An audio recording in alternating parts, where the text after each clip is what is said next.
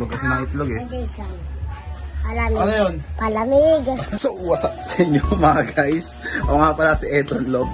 What's up sa inyo mga kalapatids? May bad news na nangyari sa mga kalapati natin guys, no? Yung nanay tsaka tatay pinag-iwalay ko na. Nag-itlog naman na yun, tapos nakapag-pisa na, tapos malaki na yung inakay. Ginawa ko, winalay ko yung nanay. Tapos yung tatay nandun sa mga YB natin, sila yung nagsusubo ngayon. Kasi pag hindi ko ginawa yun, yung first clutch, tapos magkakaroon ng second clutch, di ba? Nag-iitlogan na ngayon. Ngayon nang-iitlogan na kaso hindi pa sila prepared para doon sa second clutch. Samahan niyo ako guys. Pisatin natin yung itlog, baka pisatin pa nila. Yun guys, ito yung mga kalapate. Breeder. Ayan, inakay. Ay, inakay yan.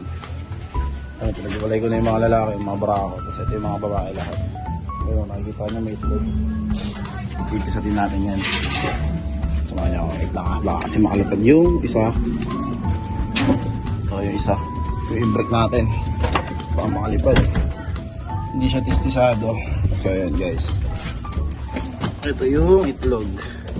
Dalawa. Okay sa vlog ko.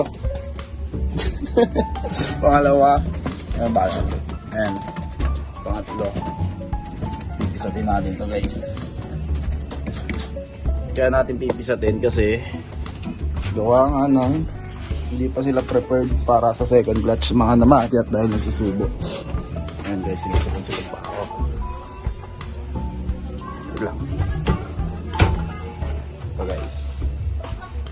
Ano? Pisat ka sa akin boy. Pipisatin natin yan. Ayan, mainit-init pa. Ito, pipisa ito kaso ayaw natin mangyari yun kasi nagawa ng hindi pa sila prepared para sa second clutch, no? Pisatin natin yung kaya pinisat ko. Yun, hindi ako nanghihinayang sa YB, hindi ako nanghihinayang kasi magiging mahina yung resistensya ng YB kasi hindi pa prepared masyado yung nanay. Gawa yung nagsusubo pa. Mapayat. Kaya kung sakaling mabuhay man yun, baka magkaroon lagi ng sakit. Tapos ayun pa yung magkakos ng mga sakit dito, madadala pa sa loob natin. So yun guys, ito yung loob ko.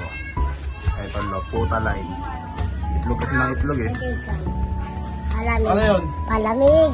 Yun guys, nakita nyo naman, pinisat natin, no? Kasi hindi tayo nanghihinayang dyan. Kasi baka ayun pa yung magdala ng mga sakit sa atin kasi hindi maganda yung preparation ng mother at ng father nila, no? Yan guys, may balahibo pa ako. So yan guys, pong